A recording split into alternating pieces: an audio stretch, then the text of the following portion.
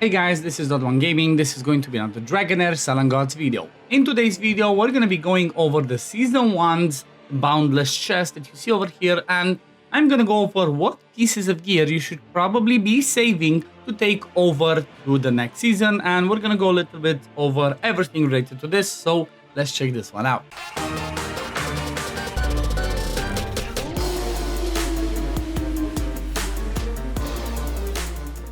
So this video, kind of like I promised yesterday, is going to be going over what pieces of gear are going to be saved in the next season, what's lost, and all of that.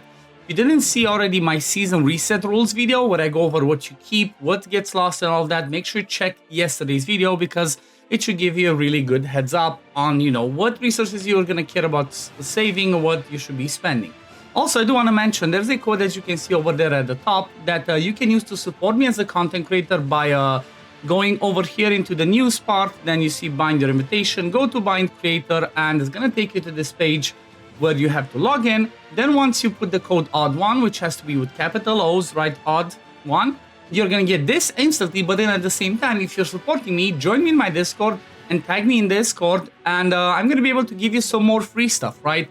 The other free stuff is going to be some hero lights, like 4 hero lights, hundreds of warmer and all of that fun stuff. So make sure you support me, right? Costs you nothing, helps me a ton. And with this code, like if you do support me, if you do decide to spend, I get like 2% out of it, right? I try to keep it full transparency.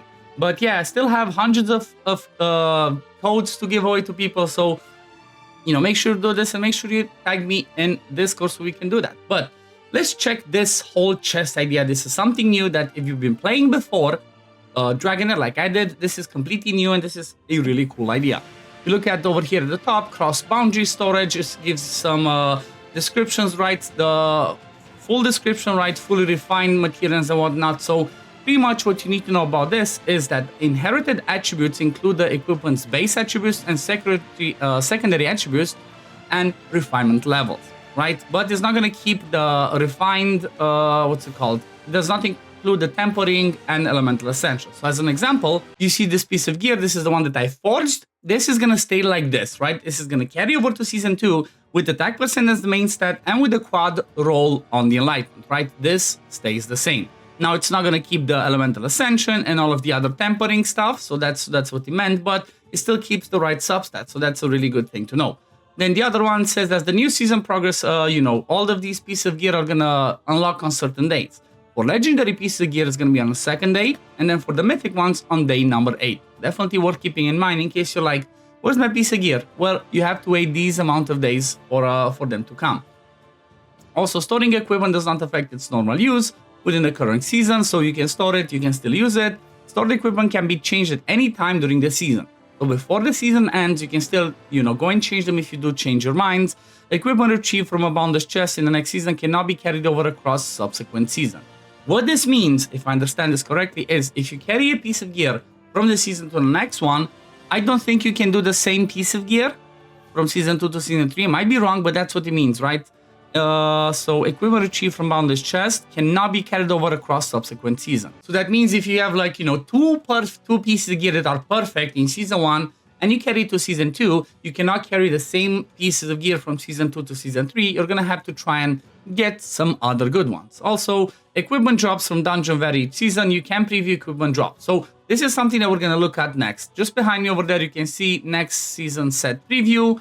It's going to show us, let's see, unavailable in season 2. Let's start with this. So these are the sets that will not be available in season 2. Rhapsodist, Platinum Knight, Radiance of the Blue Oak, Revenge of the Fallen, and then Power of Tides, right? These 5 sets are not going to be in season 2 anymore. They're going to be replaced with other stuff. And now if we look in new season 2, we're going to have the Bloodshade Mark, we're going to have Stonebreaker, Skyfire Sun, Imperial Oath, Devout Prayer, Fight Poison with Poison. This is going to be these words 1, 2, 3, 4, 5, 6. These are going to be 6 new mythic ones, which is pretty interesting. Or I guess some of them are changed. Oh no, it's going to be new ones. So we're going to have even more mythic piece of gear. That's really cool. Then for legendary, we have Forbidden Ages, Inventory Inspiration, Abyssal Curse, Hope of Oasis, Frost Taint, Emissaries, Whisper, and then Crescent Ward, right? So these are going to be all the new ones.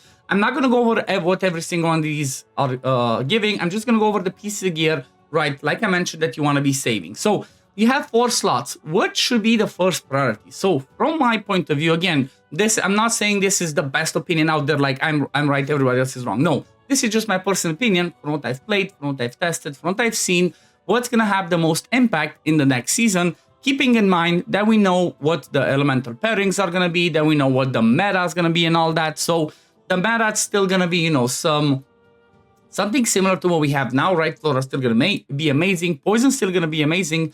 However, the new meta in the next season is going to be Ice Blast, right? Ice Blast is going to be the ones with Beldel, Gerten, Sheena, whatever you have from Ice Blast, and they mostly focus on raw damage, so crit rate, crit damage, attack percent.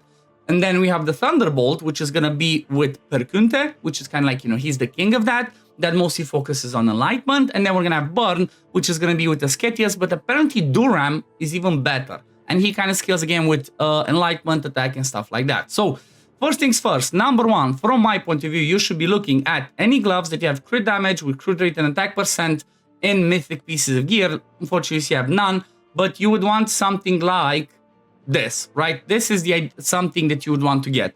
A piece of gear that's in the Strike the Unprepared, right? In the Carnage set. The Strike the Unprepared that gives you more damage against targets with defense penalty, and obviously crit damage with crit rate with, you know, as many of the good substats. If you have the ideal one would be crit rate, substat with attack percent and flat attack, right? You have something like this, that's what you go for. Another option, again, this is not necessarily mandatory, but another option that could be good would be to go with a crit rate glove in the same set as crit damage and attack percent, right? So for example, I have this one. This one I might even put in, right? Because you know what, it is crit rate. It gave me the triple roll on attack percent, which you know what, it does help to have more attack because it scales with damage. This could be another piece of gear. So for example, I'm gonna put this one in here. So that's for the gloves. Another option, and the number one piece of gear from my point of view, which I personally am saving, is going to be attack percent with Enlightenment. And why is this going to be the number one piece of gear? Is well, because this is the piece of gear that I actually forged, right? You're going to see it's this one over here. When we have the fountain, I don't remember how it was. Like treasure, I don't know, treasure something, treasury chest. When we did a 4G piece of gear, this is the one that I emphasized on a lot, because you know what? It's a lot easier to get several good substats for stuff that's crit damage main, whereas for attack percent, you want Enlightenment, right? You want quad Enlightenment. It was harder to get this specific piece of gear, so that's why I forged this. And obviously, this piece of gear that has attack percent and quad Enlightenment is going to be amazing next season on my Flora, on, you know, if I'm going to have more, if I'm going to get some Ice Blast, if I get Perkunte, on somebody like Poison, anybody that deals damage that scales off of Enlightenment and attack, this is going to be useful on. So that's why this is the next piece of gear that I'm going to save. Next one is going to be a attack percent chest, right? That's what I believe. Next one's going to be attack percent chest with crit rate, crit damage, ideally. And now this one's a little bit tricky, right? Because if you're going to save a piece of gear that's in the Carnage set, right? If you're going to save a glove that's in Carnage set, you would ideally not want to save the same thing in Carnage again, right? So that's what you would have to decide. Okay, see what you have as best pieces of gear. Because the next best options could be, again, depending on what you want to use, could be either Mark of Austerity, where you lose HP, you gain more attack, or it might actually be this one, right? Because we're going to have, you know, we should have by this point good shielders already. So having something like this, the Emperor's Might one, which makes you do 100% more damage, 25% more damage if you're at full HP, which obviously can be influenced by having shields. This could be another good option, right? So for example, I have this attack percent with triple crit rate and a crit damage. I think I'm saving this one. So this is going to be another option. Let me just go back over here and save that that crit rate glove that I kind of removed, because you know what? I might just straight up lock it in, right? I might just lock it in. Let me see. It was on Dritz, I think. What is it? Where's my piece? There we go. Okay, put this one in. So those are the options. Now, another option that you can go with is if you want to do something different and you don't want to go with two gloves, right? You can get one chest that's attack percent, but then another really, really good option, if you have the right stuff, is going to be an Enlightenment chest with attack percent substat, but specifically in this one, in Death Record, right? When the wearer deals derivative damage, marks the target to increase derivative damage taken. So obviously, Enlightenment chests are mostly going to be used, you know, damage dealers, but there's a lot of healers as well that benefit from Enlightenment. So getting an Enlightenment chest could be a really good idea, but I would specifically go, like I mentioned, in the Death Record, so it benefits your damage dealers more than your supports, right? Because supports can do their job pretty good without having the perfect, ideal, specific stats, right? The ones that you always push to the limit to try and min-max your damage for any area of the game are always going to be your damage dealers. Now, there's one little, like, little caveat where your tank is going to be really important for the sake of Venom. But again, if you have somebody like a Urion, you should be able to survive just fine. So maybe this is the next thing, right? The next one could be a chest plate that is Enlightenment with, like I said, with attack percent. Now, honestly, for me, because I don't have an ideal piece, unless I'm going to have an ideal piece, I'm not going to save this. Because this one's not good enough. Triple flat defense is not good enough. So that takes me to the last option, right? And that would be a weapon or a helmet that's going to be in this set. Let me just find it. What is it? Fearless Challenge, right? So what does Fearless Challenge do? The wearer deals 16% increased damage to enemies with max HP, higher than the hero by 50%. Most of the areas of the game, most of the stuff that you face, unless it's arena or some low-level stuff, where you shouldn't be struggling, but most of the areas of the game where you're going to be struggling is going to be boss fights or any other stuff like that, where they're going to have more HP than you.